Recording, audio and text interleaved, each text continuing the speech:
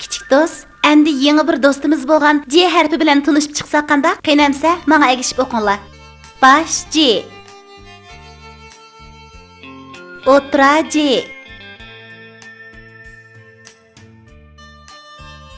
Ulanma J.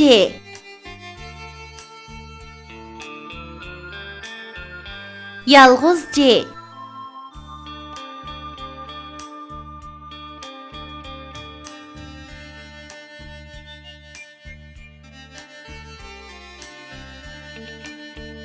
Ceren aka yetival oq tegidu, mücit juva kival zukam tegidu.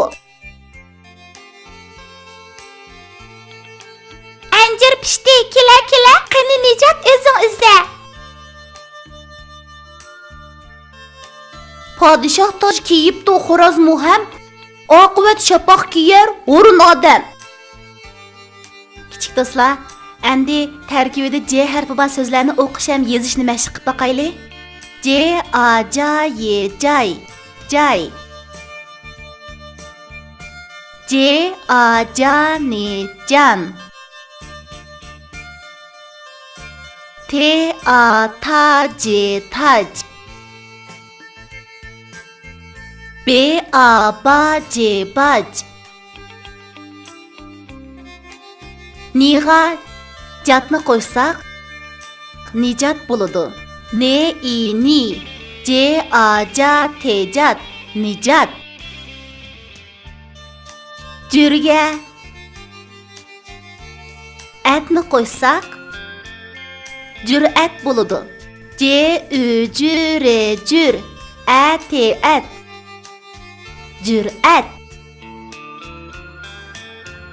En, en. C, Ü, Cüre, cür. Encür. P, I, piş, piş. T, I, ti, pişti. Encür, pişti.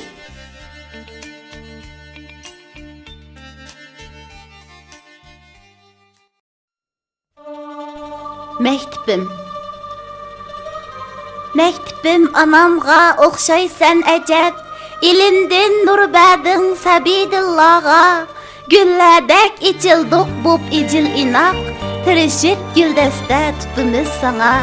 Biz illik bağrında üsümüz timen. Qo'rqmaymiz japadin atimiz üçün. Pen bilen kainat sirini içip, taç giyip aldınga kilerimiz bir gün.